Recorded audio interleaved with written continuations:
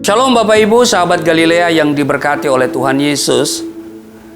Raja Daud menyadari benar betapa pentingnya memiliki persekutuan yang karib dengan Tuhan.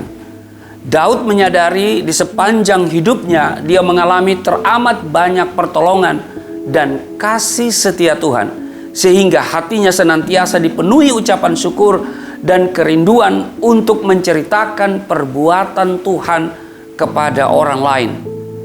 Dia berkata, bersyukurlah kepada Tuhan, panggillah namanya, perkenalkanlah perbuatannya di antara bangsa-bangsa, bernyanyilah dan bermazmurlah baginya, percakapkanlah segala perbuatannya yang ajaib. Itu sudah bisa lihat di dalam 1 Tawarik pasal 16 pada ayatnya yang ke-8 dan ayatnya yang ke-9. Tidak lupa juga Daud membimbing anaknya yaitu Salomo untuk lebih mengenal Tuhan dan beribadah kepadanya dengan tulus hati, dan agar Salomo terus mencari Tuhan dengan sungguh-sungguh seperti Daud sendiri. Daud berpesan di dalam 1 Tawarik pasalnya yang ke-28 ayatnya yang ke-9, dia berkata begini, anakku Salomo, kenalah Allahnya ayahmu dan beribadahlah kepadanya dengan tulus ikhlas dan dengan rela hati, sebab Tuhan menyelidiki segala hati dan mengerti segala niat dan cita-cita. Jika engkau mencari Dia, maka Ia berkenan ditemui olehmu. Tetapi jika engkau meninggalkan Dia, maka Ia akan membuang engkau untuk selamanya. Apa yang disampaikan Daud kepada Salomo itu juga berlaku bagi segenap umat Tuhan di dunia ini. Selagi Tuhan berkenan ditemui, biarlah hati kita dengan sungguh-sungguh mencari Dia di setiap waktu. Karena apabila kita meninggalkan Tuhan, Dia akan membuang kita untuk selama-lamanya. Sungguh tidak bisa dibayangkan saudara bagaimana keadaan kita bila Tuhan sampai membuang kita. Kita tidak dapat hidup tanpa Tuhan. Sebab saat sepanjang hidup kita memerlukan Tuhan. Bukan saja ketika susah, tetapi juga saat semuanya berjalan baik-baik saja.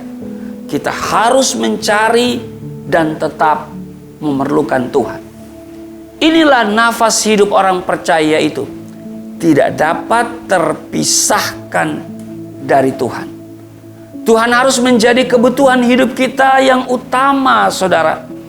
Bukan harta, bukan kekayaan, bukan pangkat, atau juga ketenaran. Kita membutuhkan persekutuan dengannya setiap waktu. Jangan menjadi penodong. Ya. Saudara, bukan hanya kita menjadi penodong. Ya, maksudnya di dalam doa, kita terus meminta. Bahkan kita meminta dengan paksa kepada Tuhan. Padahal Ia bersedia ditemui setiap saat dalam keadaan apapun, saudara. Tangan Tuhan melindungi orang yang mencari Dia, tapi murkanya menimpa orang yang meninggalkannya. Karena itu saudara, seperti pesan Daud bagi kita hari ini di dalam 1 Tawarik 16 ayatnya yang ke-11.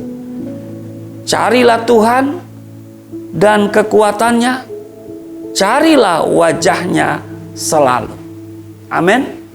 Tuhan Yesus memberkati. Mari kita berdoa.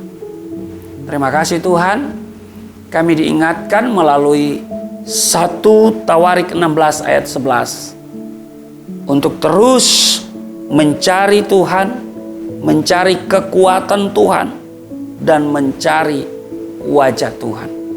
Terima kasih kami belajar bagaimana Daud menasehatkan anaknya Salomo supaya beribadah kepada Tuhan dengan tulus ikhlas dan dengan rendah hati. Itu sebabnya pada kesempatan ini kami sungguh diingatkan, dan biarlah kami akan terus berada di dalam kasih setia Tuhan seperti Daud yang mengalami pertolongan-pertolongan Tuhan. Di dalam nama Tuhan Yesus. Haleluya. Amin.